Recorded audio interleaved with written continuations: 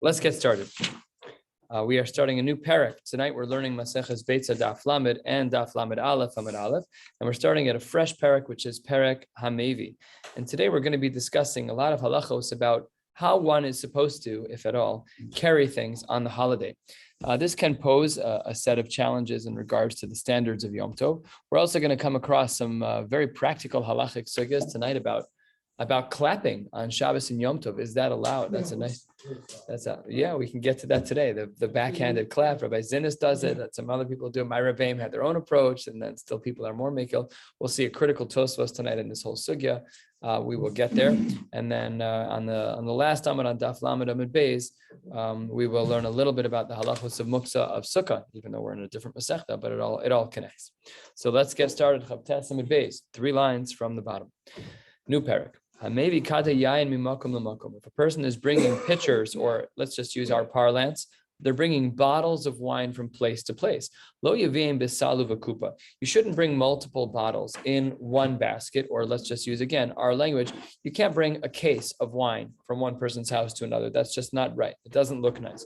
Rashi, the third Rashi in the parak, lo yavim besalu v'kupa, lases shalosh v'arba b'soch kupa b'yasiyim.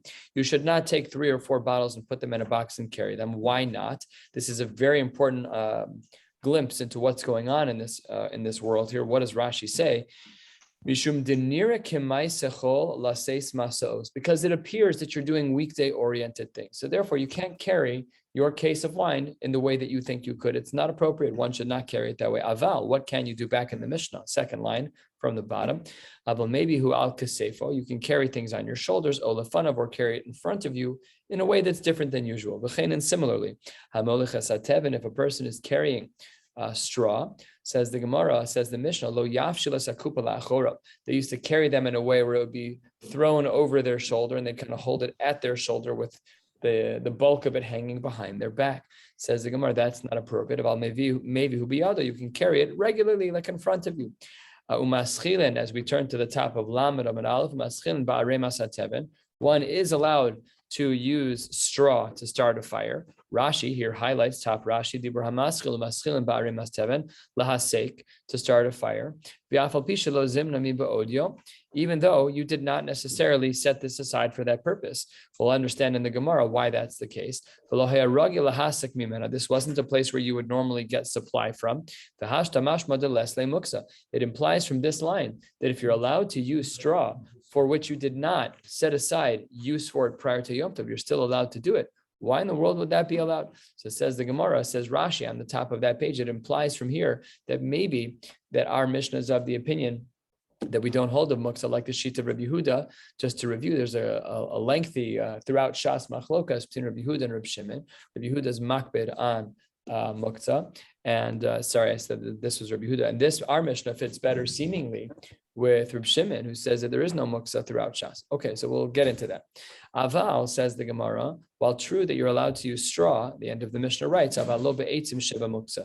You're not allowed to use wood that is sheba muksa. What does sheba muksa mean? So here, it doesn't mean sheba muksa like the word muksa like we use. Here, the word sheba muksa means that it's put in a place of muksa. What does that mean? So Rashi over here indicates on the third line, ending the Dibur hamaschal Aval lo be'etzim sheba muksa, Rashi says rechava.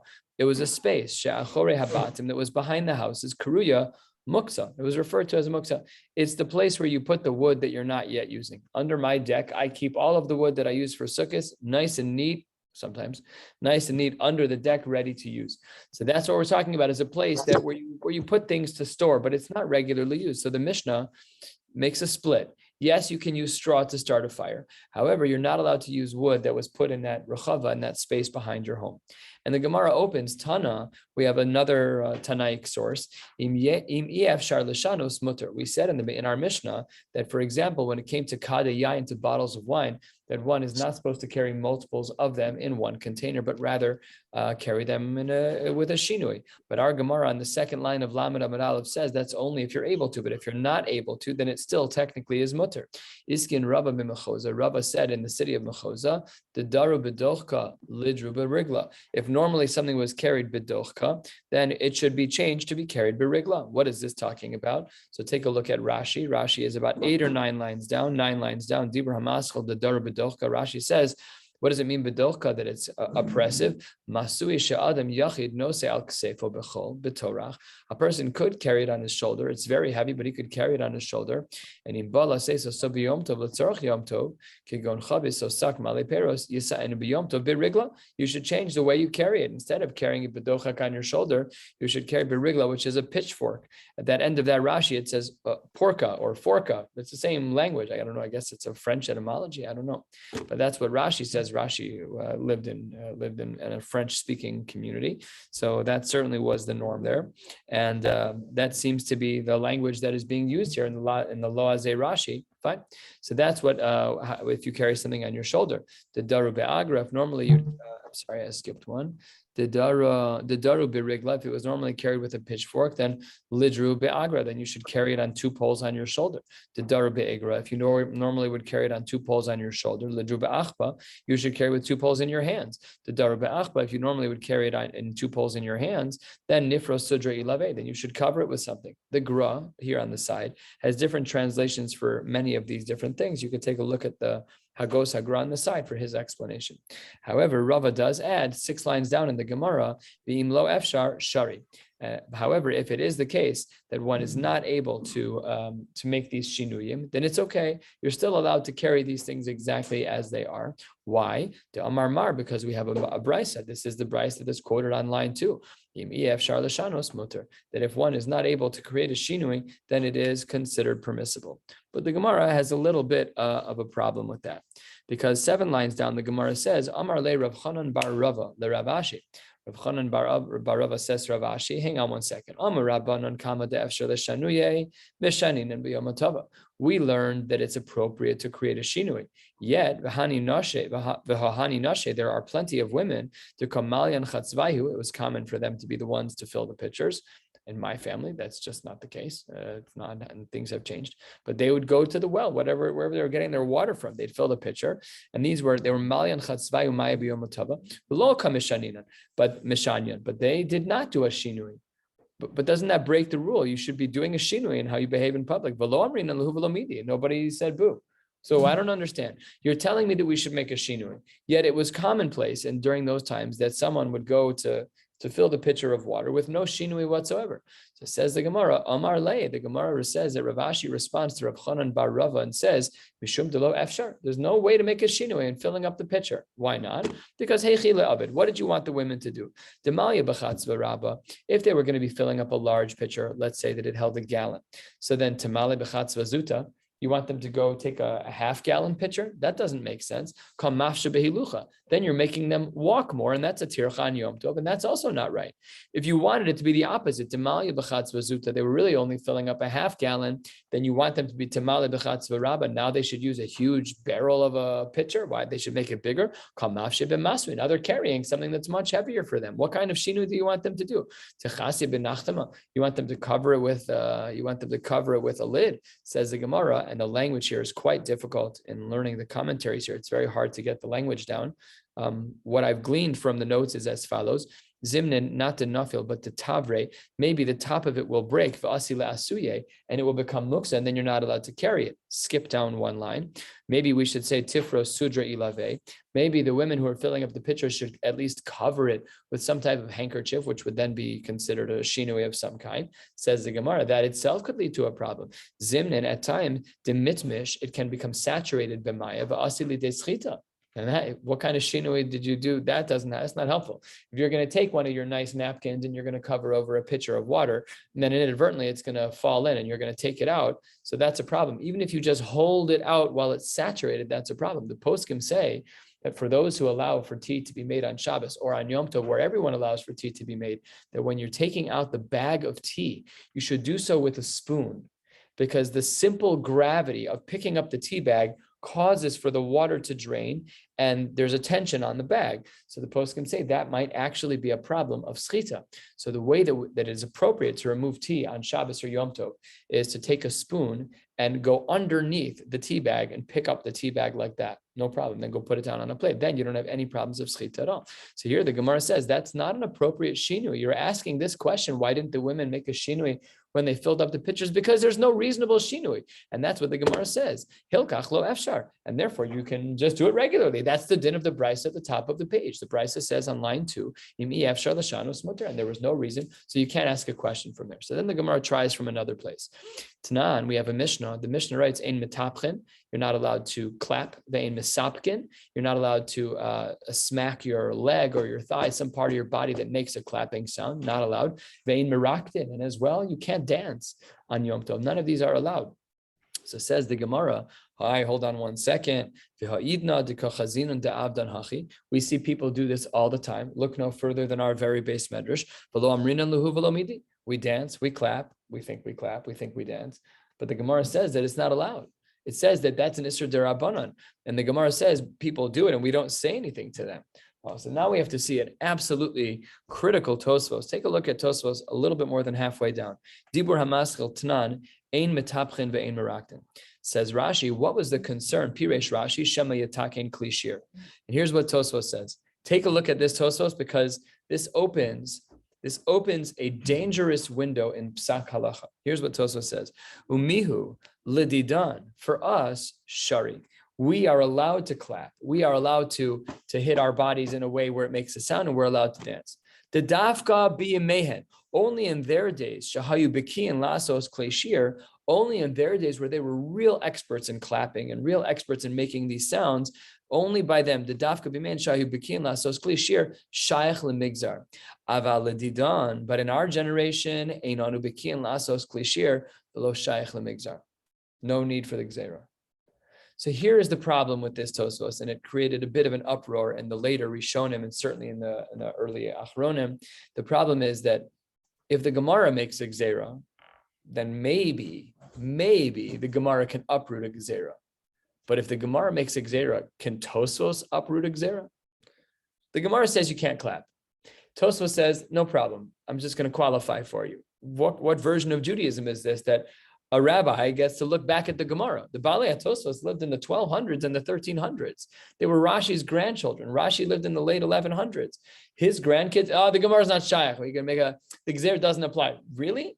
How did that work? It's a major hashkafic problem. It's a major problem. So a lot of the poskim don't like it. But what saves the day for the Balei HaTosfos is that we have a principle. And the principle is of batla taima, batla gzera. If a Gzera is presented with its concern, then if the concern falls away, then you don't need a Gemara to uproot the Gzera. It automatically falls away. And that's why he quoted Rashi first, because the Gemara says, Ein metapchen ve'ein meraktin.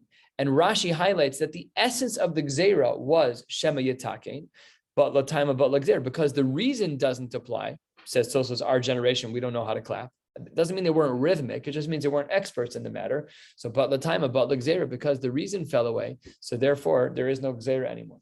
However, when it comes to the poskim lemaisa about clapping, there are 3 prevalent shitas, and you should ask your local Orthodox rabbi. One shita is that you don't clap in a normal way at all. That's why you'll see some people will clap in a way that looks kind of funny, makes a similar sound, but it looks weird. It's a shinui, and appropriately so. Look what we're talking about on our blot. Shinui. Don't carry 4 bottles of wine. Don't carry the straw over your shoulder. Make a shinui. So make a shinui here too. It makes perfect sense in the flow of our Gemara to say that. Shita number 2 is that clapping is perfectly mutter, like Tosfos says, because Tosfos says we're not bikin b'kach. And the middle of the road shita, my Rabbeim and Shalvim, when I was there, they had this approach, is that clapping is you gotta try to clap a little differently. Just a little. You don't have to you just do a little differently. But for chinuch purposes, it's mutter. The unbelievable heter. Because I had asked this shaila in the context of being on a Shabbaton. I remember for Rav Yaakovson, who at the time was my Rebbe and subsequently was the Rosh Yeshiva. I don't think he is anymore. He's not anymore. But he said that was the din, that we try to avoid proper clapping. We have to ask our rabbis. But it seems from our shul's culture that clapping is normal and routine, as is the shita of the Balei HaTosfos. It is my recollection that Rabbi Friedman would not clap, nor would he dance. So I'm not exactly sure how he felt. I never heard him say it. I'm just gleaning from what I'm seeing. But again, this Tosfos opens up a world of challenge in regards to methodology and psak, because if you get to determine when a gzer falls away, very dangerous. Anyways, back in the Gemara, sorry for the diversion. The Gemara says we have a problem. You want to tell me that we should always do a shinui. We see over here that they were not doing a shinui by ein matapchen, ve'ein misapkin, ve'ein meraktin. So why is it that that's okay? So it says the Gemara, Amar leyu l'ta'ameich, according to you, Hada Amar Rava, we have another case which is also similar, that lo leisev inisha puma delechia, a person should not sit at the edge of a mavui under a lechi, even though under a lechi is considered within the mavui, because dilma megandar lechev etzva asila asuye. Maybe something that they're holding will fall and roll outside from under the threshold of the lechi, and then they'll end up carrying. And skip the parentheses. There are some women who would take pails, they'd invert them. They would go sit right at the edge of the mavoi, no problem at all. Ella, says the Gemara, a very important principle. Hanach lehem liYisrael. Leave them alone. Leave them alone. They know what they're doing. It's a mistake and they shouldn't do it. It is not our job to correct every error. Why? Mutav sheyuhu shogegin ve'al yuhu mezidin. It is better that people remain guilty with a shogeg status than guilty with a mezid status. So, for example, if you tell someone you're not allowed to clap, odds are they're not going to listen to you, right? So Musar should only be given when appropriate. So the Gemara says over here, leave them alone. Hachanami, just like over there by the women who were sitting right next to the lechi. Hachanami, over here by the case of clapping, Hanach lehem liYisrael mutav shogeg value humazid. So much to speak about over here. We don't have time, but that is what the Gemara concludes over here, that yes, these things should be done with shinui. And that's why it's a clear conclusion of the Gemara. These should be done with shinui. A person should clap with a shinui v'chule. Says the Gemara, maybe we would have assumed that the only time we have this rule of Hanach lehem liYisrael, let them make their mistakes, don't tell them.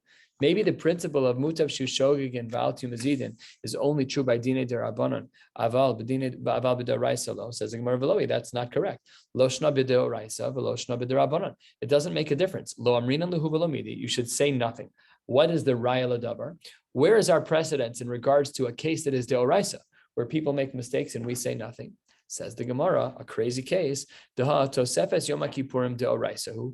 We know, and if we don't, then we're learning now. There is a din deoraisa to add a very small amount of time, just a smidge of time to the front side and to the back side as well, to Yom Kippur.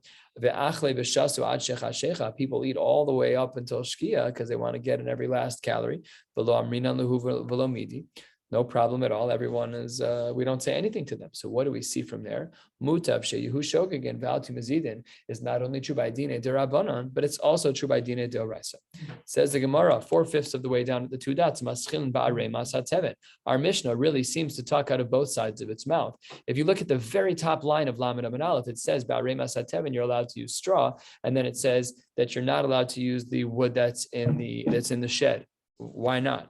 Amar of Kahana, Zosameres Matchilen, that we are allowed to begin to light this fire, but Otzar Tchila, that we can start with the straw that we have. Money, who does that seem to be like? That's Rav Shimon, he de Lesle Muksa. Clearly, the opinion, when it says Arei Masatevin that you can use straw, that's straw that you didn't set aside. It seems that you're allowed to use it. That seems to imply that we don't hold a muksa. That's Reb Shimon. However, Ema Seifa, you would just go just to the end of that line, and then what do we see? But if you have wood that's in the shed, so then you can't have it both ways. There's either muksa or there isn't muksa. If there is a din of muksa, then why are we allowed to use a straw? If there isn't a din of muksa, then why are we not allowed to use the eitzim sheba muksa? It doesn't make sense.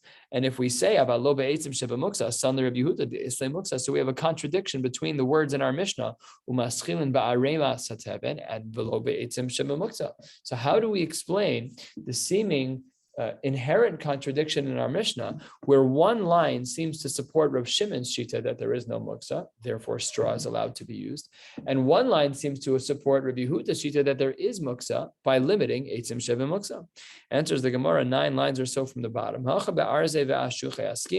We're dealing with cedar and expensive types of wood, and they have a halachic status of to muksa machmas chesron kis. That's why you're not allowed to handle things that are very expensive on Shabbos when they have no specific purpose for Shabbos. That doesn't mean you can't use china. It means that possibly you can't pick up the Van Gogh on Shabbos. It means you can't pick up a very expensive crystal, whatever it is. Huh? How many Van Goghs do you have? Just a couple.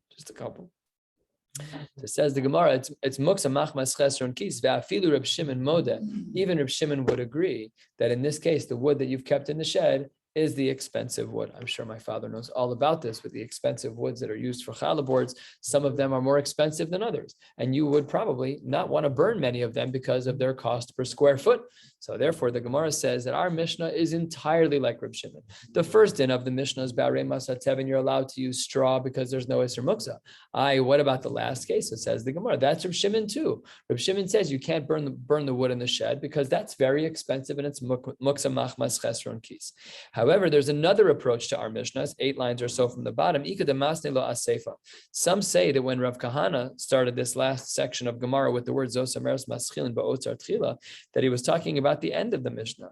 What does the end of the Mishnah say? That you're not allowed to use the wood that's in the shed. Amar Rav Kahana, from that part, from the latter part of the Mishnah, what do we see? Zosameres Ein Matchilin Ba'otzar Tchila, that you're not allowed to use that wood. Money, that seems to be the shita of Rabbi Yehuda, the Islay Muksa. That seems to be the safe of the Mishnah. If Rav Kahana is going to say his line there, that implies that our Mishnah is like Rabbi Yehuda. But if our Mishnah is like Rabbi Yehuda, then Ema Reisha, Maschil, Barei Masatev, Asan, Rabbi Shimon, Muksa. Again, the same question, we're asking the same question. The only question is where Rav Kahana places his focus. And here the Gemara says, no, really, our whole Mishnah is like Rabbi Yehuda. And Hasam b'tivna sarya. We're discussing tivna sarya, teven, sarya. It's spoiled, it's gross type of straw. It's and everyone would agree that that's not going to be muksa under the circumstances, even Rabbi Yehuda. But really the whole Mishnah is like Rabbi Yehuda. It says the Gemara, wait a minute, tivna sarya does have another purpose. Chazia lutina. It can be used to make mortar. Reminds me of the stories in Yetzias Mitzrayim, or prior to Yetzias Mitzrayim, when the Jews were told, go make yourself some bricks out of whatever, a little bit of straw and some water, figure it out. So that's what the Gemara says here. I don't understand. Why would Rabbi Yehuda say that you're allowed to use this? After all, it has a specified purpose. And the Gemara says, no, it's not really fit to Ispe Kotzim. It has thorns in it. And Rashi here highlights the last Rashi on the page, Dibur HaMaschal, the Ispe Kotzim, there's thorns inside the teven, inside the straw, and ein yachol legablo b'yadav u'beraglo. See, now when we go and we see a construction site, they have these very, very strong drills with a drill bit at the bottom, and they hold it above a bucket, and they can literally stir cement with this very powerful drill. What did they do? They stuck their feet inside of it on whatever mixture they made. But you can't do that when there are thorns in there. And therefore, it wasn't fit for tina. It wasn't fit for mortar.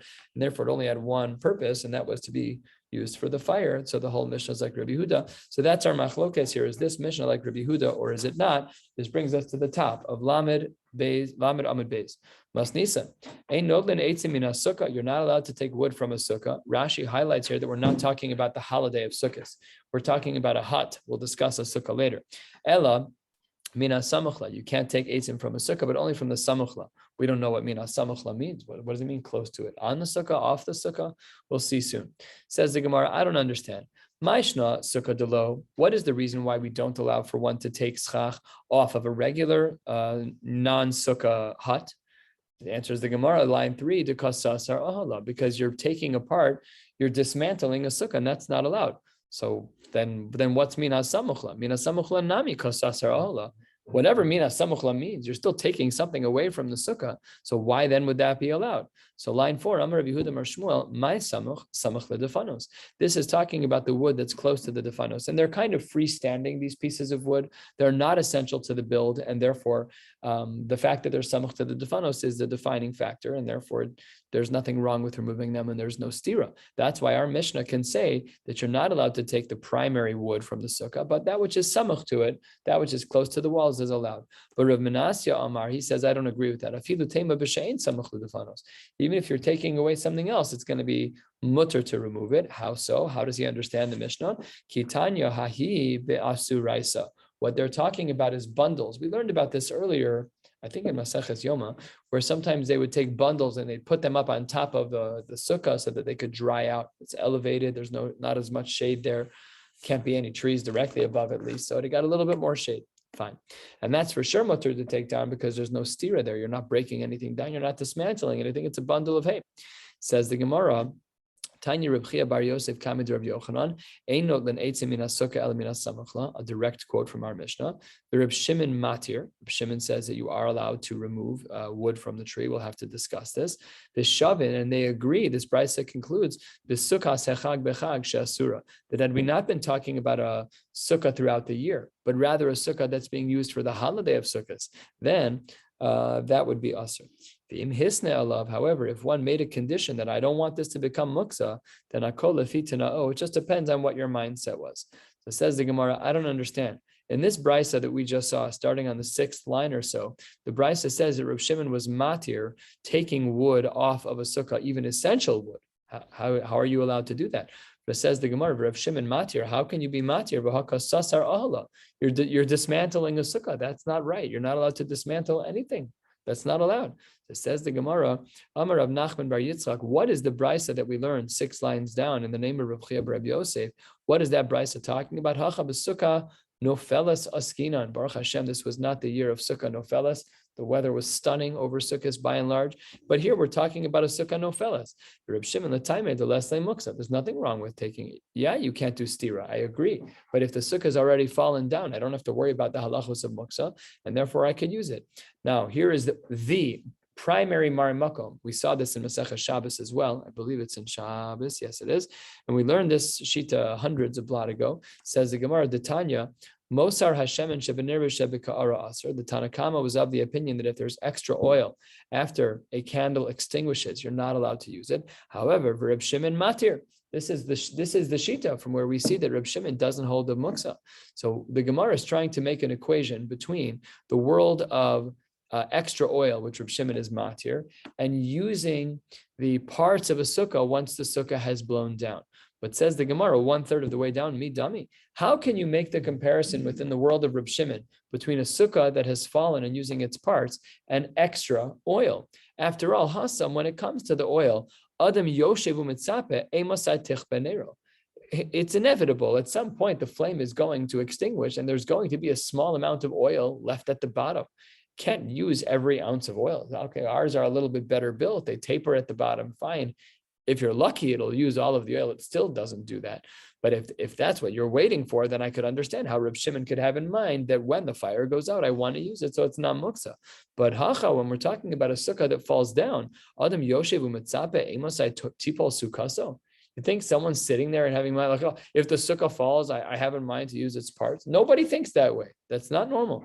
So you can't compare the world in regards to Reb Shimon, the world of the extra oil that's in a candelabra and a sukkah that has fallen. They have totally different mindsets. Amar Rav Nachman Bar Yitzchak Hacha b'sukkah re'ua askina. No, really the cases are comparable. We are able to compare the source for Reb Shimon, that there is no muksa, which is that there's extra oil, and a sukkah that has fallen, because maybe we're talking about a sukkah re'ua, a sukkah that's very, very weak. It was made out of sticks and stones. It was going to be one that you knew was not going to last the holiday. That's a shilaf, that's a kosher sukkah anyways. But in this case, it's sukkah ru'askina, deme esmol daiti ilave. He did have in mind, in fact, that it would fall down. We're all just about halfway down on Lamed Amud Beis. We still got a ways to go. Let's continue. B'shavin b'sukkah tzachag b'chag shehi asura. We had learned in the Beitzah that you're not allowed to, everyone agreed that you're not allowed to benefit from a sukkah that is a halachic sukkah on sukkahs. But had you made a condition, that you could skirt any concerns of muksa by just having in mind that I don't want this to be muksa. But the Gemara has a very big problem with that. Are you allowed to make a condition to say that I want no part of my sukkah to be muksa? After all,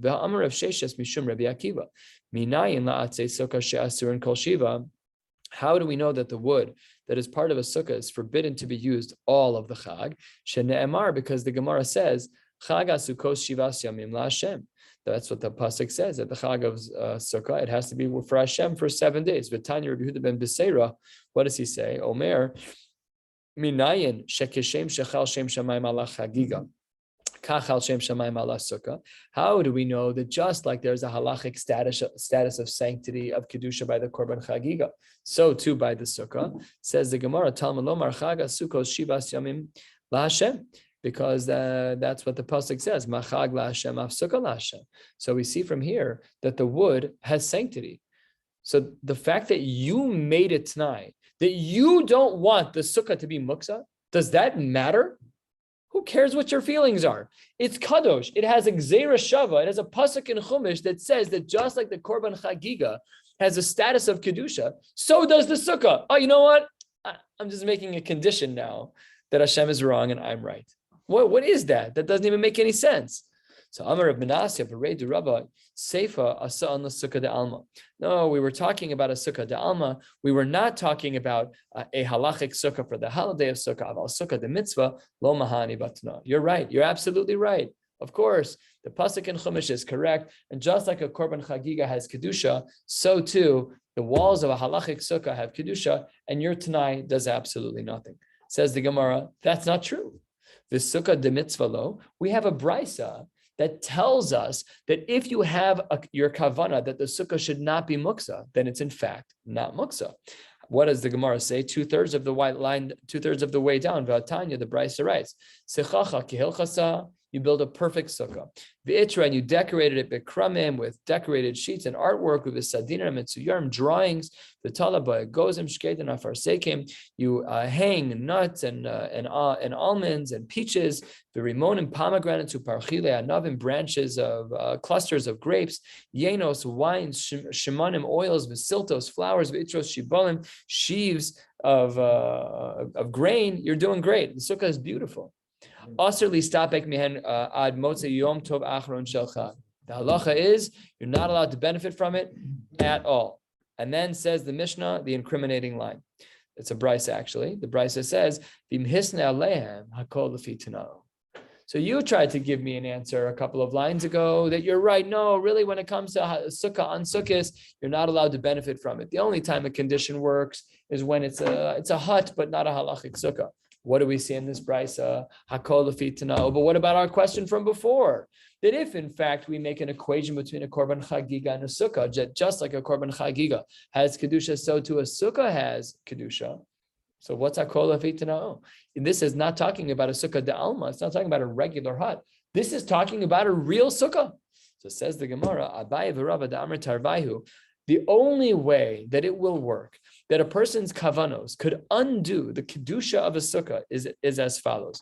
They both say, "Ve'omer eini bodel mehem kol ben hashmashos." From before sukkah starts, I am not taking my mind off of these things at all. I do not want them to have the sanctity of a sukkah. You are able to stop the kedusha train, provided that it was before the Yom Tov started. Then it works. But once sukkah starts, done. Then they have the same kedusha status of a korban chagiga. Is that true nowadays? What about it? What if you use it? What if you shouldn't have used it? All of the shilas that might come up. So that's what the Gemara doesn't discuss here, but that is what the Gemara answers. And then asks the Gemara, 8 lines or so from the bottom of Laman Amid Beis, how is this different from the following case? Hifri Shiva Esrogim the Shiva Sayamim. We saw this in Maseches Sukkah. Yep, we saw this in Maseches Sukkah. Says the Gemara, 7 Esrogim, 1 for each day. Amar Rav, kolachas v'achas yotzei ba ve'ochla la'altar.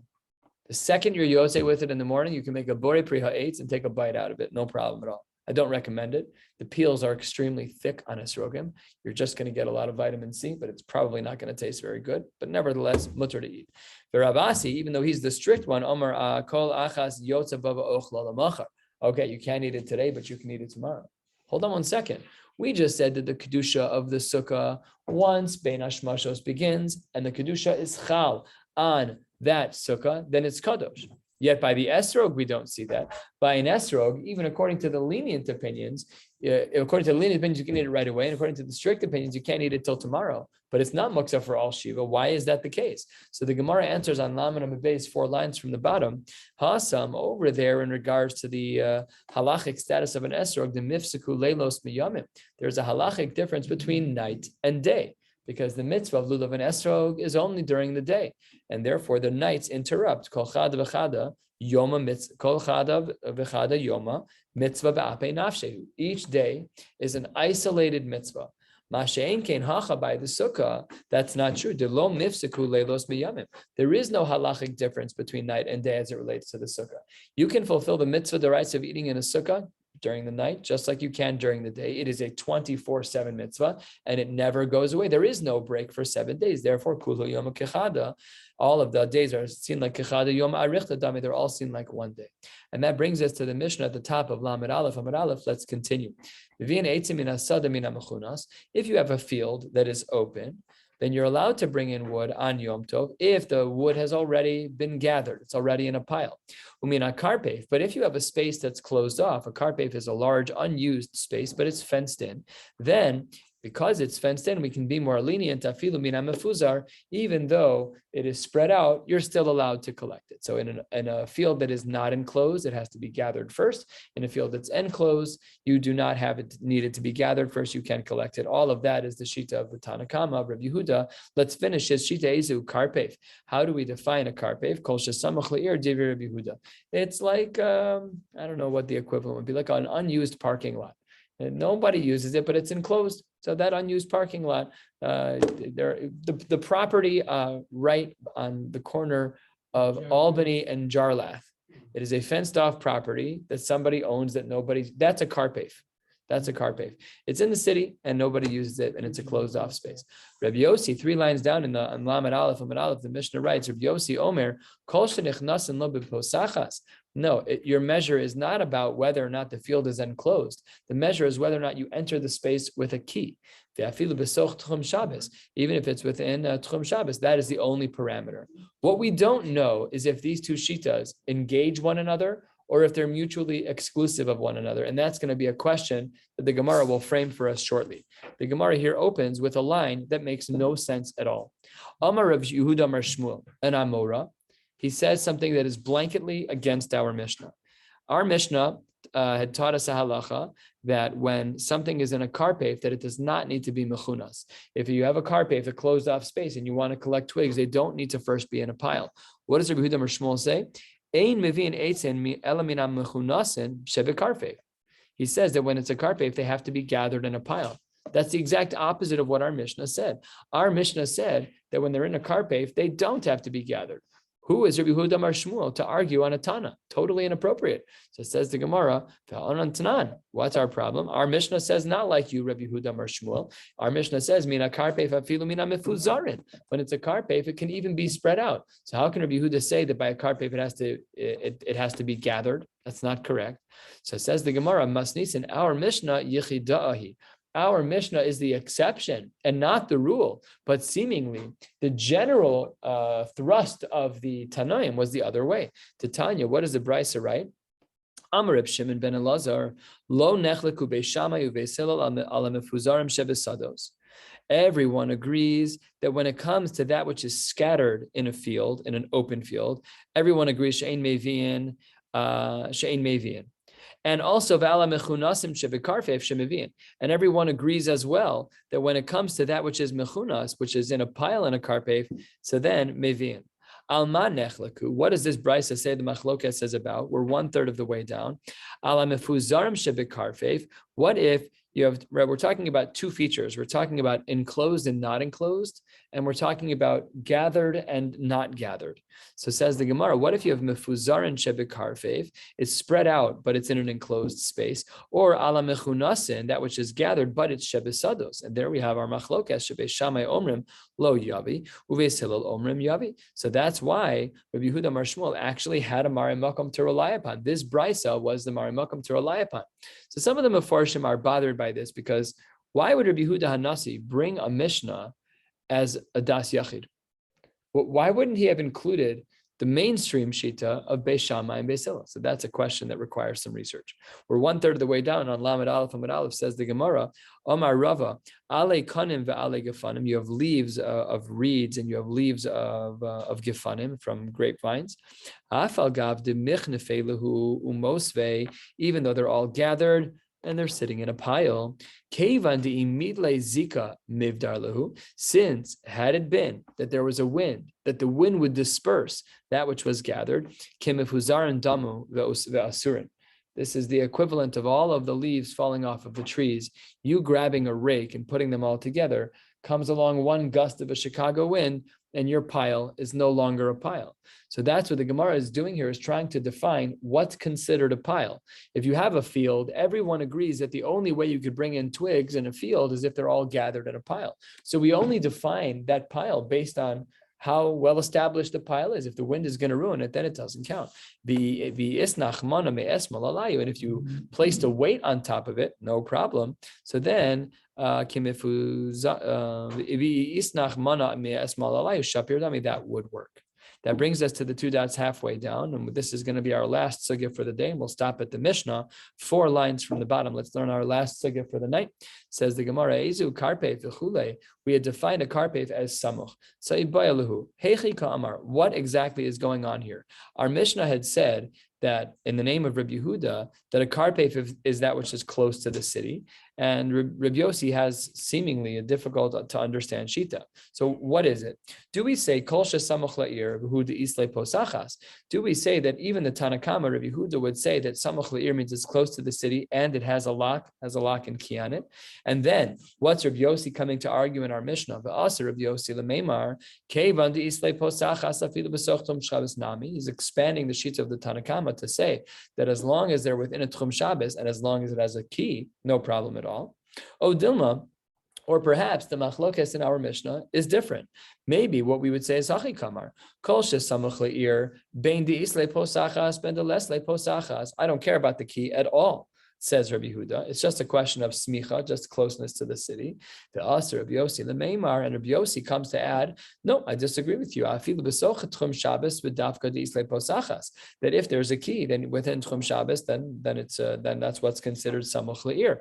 Aval les le'posachas afilu samuch le'ir namilo. Maybe he would agree. So what is the answer to our Mishnah? How do we understand the machlokas Rabbi Yehuda and Rabbi Yossi? And the Gemara answers Toshma. Let's see. A very clear answer. The Beitzah says 8 lines or so, 7 lines from the bottom of the page. Midikatani Rabbi Yossi, because Rabbi Yossi is taught in the Beitzah as saying, Omer, he says, Kol shenechnasen lo b'posachas ve'afilu b'soch Tchum Shabbos. So now we have a Beitzah that supports one of our understandings of the Mishnah. Shma mina Rabbi Yossi tarte lekula ka'amar shma mina. The Rabbi Yossi is able to couple 2 things together, that it has to be samuch le'ir and it also has to have a key, and then it is considered samuch le'ir. Amar of Salah, how do we paskin? Amar of Yirmiyah halacha ki Rabbi Yossi lahakil. That we paskin like Rabbi Yossi in a lenient way. That brings us to this last Mishnah on the page, which we will pick up with on Shabbos. On Shabbos, we'll learn in Yirtzeh Hashem Daf Lamed Aleph Amud Beis, and as well Daf Lamed Beis. Back to our regular schedule. Wishing you all a beautiful night. I have a question.